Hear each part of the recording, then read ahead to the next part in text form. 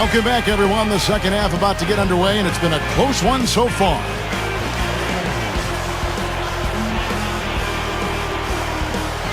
And you see Larry playing against the Hawks here.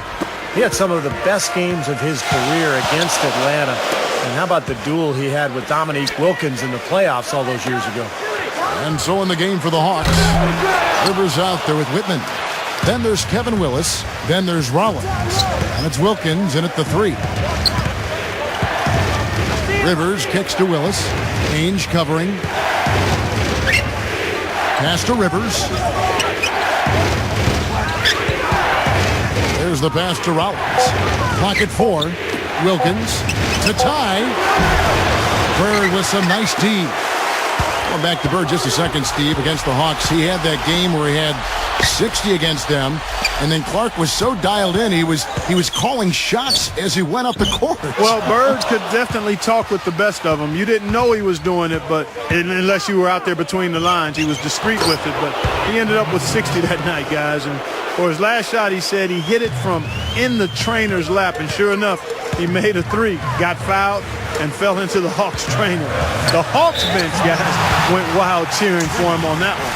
You know, when this front court came together for Boston, it was really something special. I mean, in 2 years, they added Bird, McHale, and Parrish. That's really borderline unfair. Yeah, that's right, because after Larry's rookie year, they traded for Parrish and the 3rd pick from the Warriors and then used that pick to select Kevin McHale. And then those 3 guys just grew together over the next decade and became absolutely dominant. Passes to Conca. Parrish is there. Up with it. Drops in the layup for 2. Rivers has got 10 points in the game. Well, they haven't been getting lit up from outside here. All the points they're giving up are from in close. They've got to offer more resistance. Yeah, defense has to get better, Clark. They've got to body up, bump somebody, get physical, force the action back out to the perimeter. For the lead, straight up. Shots good by Whitman. And the Hawks lead by 1. Carving them up inside there, Kevin. I mean, the defense has been vulnerable in there. Yeah, that's 3 straight field goals in the paint area. That's really good offense. Boy, he shows a lot of desire when he's fighting for that tough board, and his length doesn't hurt either. Here's Rivers. Danny Ainge pulls it in. Ainge was such a key player for those Celtics team. Very tough player at both ends of the floor. Yeah, he was an old-school guard, kind of a combo guard, could handle it a little bit and also play off the ball, and you needed a tough guard like him in this era. He was fearless out there and really got under people's skin because he never gave up and played extremely hard. Rivers. Rebound, Boston. McHale's got his 4th rebound in this one. Ainge. Whitman defending. Offensive rebound. It's been a struggle. It's not happening right now. He needs to settle down a bit and let the offense come to him a little more. He's forcing things right now. Dives for it. Out of bounds. And they'll keep possession. And the Celtics making a change here. Ceasing's checked in. Then for the Hawks, Spud Webb, he's checked in for Whitman. And it's Johnson in for Doc Rivers. Here's Wilkins. He's got 18. The baseline J. Jump shot is good. They got on this roll a while ago, and they just haven't looked back. Time called here. The Celtics decide to talk it over. When you think about the Miami Big 3, how about the Boston Big 3 back in the day? Bird, McHale, and the Chief. Yeah, you're right. And had the modern cap structure been in place back then, they all would be near max deal guys. It's amazing the talent that the Celtics had assembled then. And the shot is good. Bird's got 17 now. Boy, what a great job of getting into the teeth of the defense and scoring in the paint. And that's been their main point of attack. I mean, get the ball deep and try to score from in tight rather than rely on their outside shooting. I mean, that's a more consistent way to score it, take it inside. The defense left him just a little window to get through, and he just ducked in for the layup. Terrific job. Knocks it loose. Seasting. Well, despite the size disparity, he boxed out, did a really nice job going up and getting that rebound. Here's Wilkins. And the basket is good. The call goes his way, and we could be looking at a 3-point play. You know, watching Dominique Wilkins out there, you really can't quite grasp just how strong he is. I mean, he was a brick wall coming at you with the ball and had unbelievable lift.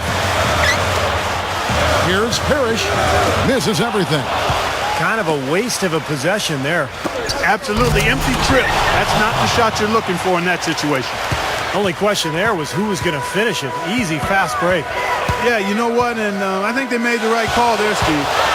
Back to Dominique Wilkins. That strength of his allowed him to finish so well through contact and then punctuate those dunks. Yeah, maybe the only guy who I think compares to Dominique in terms of his physical stature would be LeBron James. I mean, just so strong and explosive at the rim, and a guy you definitely didn't want to take a charge from, that's for sure. Walton's checked in for Boston. Wedman comes in for McHale. Bird outside to stop the run, and the basket good. Bird's got 6 points in the quarter. Probably time to bring an extra defender, change up the defense a little bit. Well, Steve, he's been so good. I think they got to take the ball out of his hands right now. He feeds it to Webb. Rob. You know, guys, it's interesting. Such a good first half for him. Not one turnover, but since halftime, he's been coughing it up repeatedly. And the official right on top of that one. Yeah, I agree with you there, Steve. He didn't hesitate to make that call, and now he'll get his chance at the line. And he makes both free throws. Some great free throw shooting so far in this second half. I think they should keep trying to initiate contact and get back to the line until they start missing from there. But as it is, they're perfect so far, so keep it up.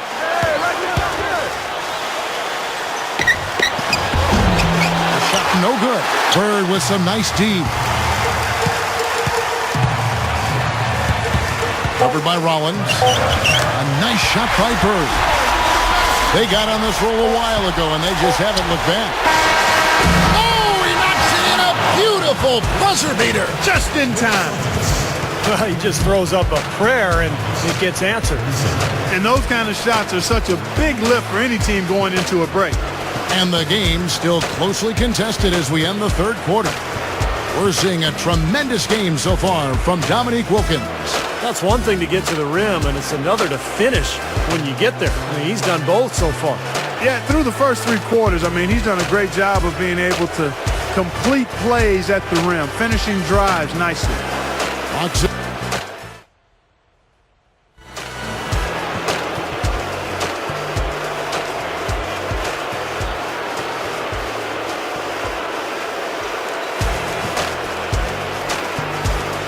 Probably more so than any player in NBA history, Larry Bird really connected with the fans in the city of Boston. Just had that way about him.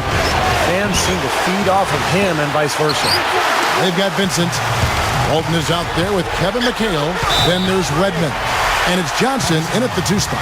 That's who's in the game for the Celtics.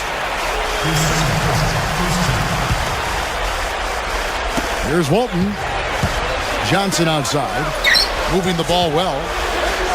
And Kevin McHale, the bucket on the assist from Dennis Johnson. McHale's got the first basket as we get going in the fourth for the Celtics. Back to Larry Bird, Larry Legend. It wasn't really a surprise to see his number retired immediately upon his retirement. Well, I'll tell you what, guys, after the season he had in '86, I'm surprised they didn't hang that jersey up the next season. I mean, he was unbelievable in 1986. But they get it back. They get it back. With 1 second left, powered down as the whistle blows. A 3-point play chance. And the Hawks have just thrown down everything they could during this time to get the lead. Here's Johnson. Now a timeout called by Boston.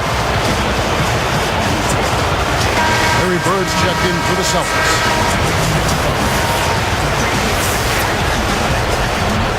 Celtics trail by 4. McHale was such a great player and so efficient. How about a career field goal percentage of over 55%? He passes to Wedman. Over Wilkins. Good D by Wilkins. And here's Atlanta. 4-point game. No luck. When you do moves like that and you miss, you know you're going to hear it from your coaches and your teammates. Bird, the pass to Wedman. Pulls up on the wing. Great play by Bird to set it up. Steve, back to McHale, what you were talking about. He had a pair of seasons where he shot over 60% from the floor. I mean, that's unheard of territory. And you consider the kind of shots that Kevin took. Now, he wasn't just shooting layups. It wasn't like he was taking only a few shots a game either. He was putting the ball up 15 times a game, and a lot of them were 12 feet and beyond. I mean, it wasn't all around the low post area, so that makes that 60% number even more impressive. Tries to keep it alive.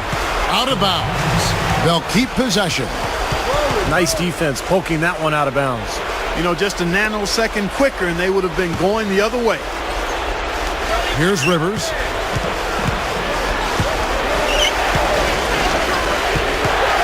Carr, the pass to Johnson. Great ball movement. Up top, Rivers. Just 5 on the clock. Back to Johnson. It's 1 on the clock. The rebound by the Celtics. They've trailed by as many as 6. Walton won the 6th Man of the Year with Boston late in his career. Yeah, it was a great role for him, guys, after his injury. I mean, to come in for spot minutes and just keep the machine chugging along, it was a hand-in-glove fit for Bill Walton. Here's Vincent. Good. And it's Bird picking up the assist. Bird's got 3 assists tonight. Here's Rivers. Backing him down is Johnson. A nice shot by Rivers. And the Hawks lead by 1. Mark and Steve, neither team with a big advantage here in the fourth quarter. 5 times we've had the lead switch so far. I mean, back and forth we go. And I think that total could rise, Clark, because 2 evenly matched teams playing a tough game. Bird. Vincent commits the loose ball foul. That's foul number 2 for him. Some changes for Boston. Robert Parrish is checked in for Walton. Ainge comes in for Wedman. And Dennis Johnson's subbed in for Vincent. Here's Rivers. Johnson gets called for the reach. That is his first foul of the game. First foul. Here's Rivers. Here's Wilkins. Robert Parrish comes up with the rebound. Parrish has got 3 rebounds now in this one. Bird's shot is good. He's gotten himself involved in just about every aspect of this game. Yeah, it's been a fantastic all-around performance, guys. Well, Larry Bird in this one, 25 points and also 3 nice steals. He's shown some flash with his passing and some grit with his board work. That's not a combination too many players are capable of either, guys. Collins checked in for the Hawks. Whitman comes in for Johnson. Outside Wilkins. Bird against Whitman. Shot clock at 6. Here's Willis. The Hawks again can't hit. And I think whichever team starts to dominate the glass could really take control of this game. I won't disagree with you. I mean, it's so tight between these teams right now on the board that you're just waiting to see which team might pull away. Sinks the first one, and that makes it a 3-point lead. Yet to miss a free throw here in the second half, guys.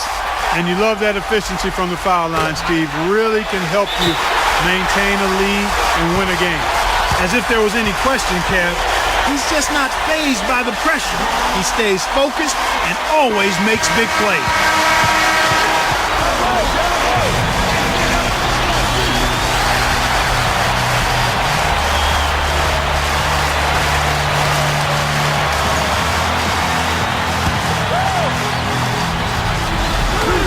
.136 left to play in the final quarter. Wilkins backing him down. Banked in off the glass. Wilkins has got 25 points. He's just so clutch. Here's a guy you want on your side with the game on the line, Kevin. And it's Bird missing. Here's Wilkins. Even numbers. Rivers kicks to Willis. A baseline J. Collins against McHale. He dishes it to Wilkins. 5 to shoot. Pass to Rivers. Goes straight up. Count it! A huge shot to tie it up. Came through there with a key basket. Yeah, that was huge. Stepping up when it matters most. A classic Bird moment. There's an entire highlight reel of Bird making shots just like that over the course of his Hall of Fame career.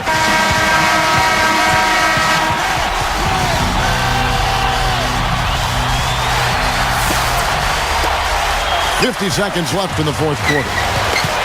And it's Johnson picking him up. Outside Wilkins. Rollins the pass to Willis. It's in! He has tied up this game. Oh, what a shot. Game winding down, and they just keep changing leads. Absolutely. I mean, 6 lead changes here so far. Steve, exciting stuff.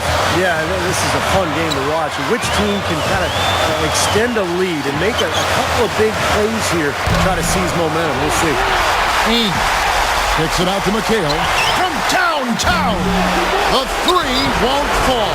Atlanta calls timeout.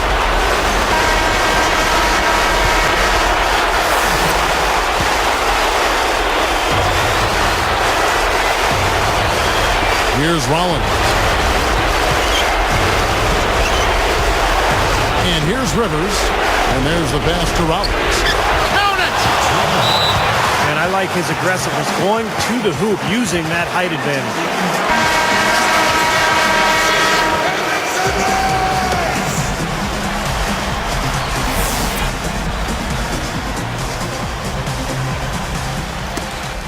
It's stolen by Wilkins. Great job defensively, getting out and forcing that turnover.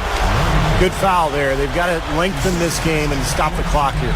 All you can really do here is hope they give you a chance to even it up. And they foul intentionally. That's what they have to do at this point.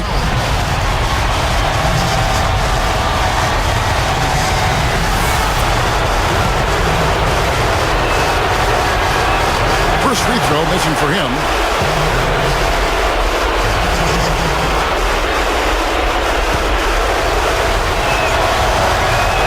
No luck that time either. They could win it. Oh, the all-or-nothing shot. No good. And so it's the Hawks who come out on top. We were hoping for a show, and I'd say we got one. Hawks had the edge in the end, though. You knew they would have to turn in a great performance to beat this legendary Celtics team, and they were able to come together. And that wraps up our look back at NBA history, the Boston Celtics and the Atlanta Hawks. So for Clark Kellogg, Steve Kerr, and the rest of our crew, this is Kevin Harlan saying good night.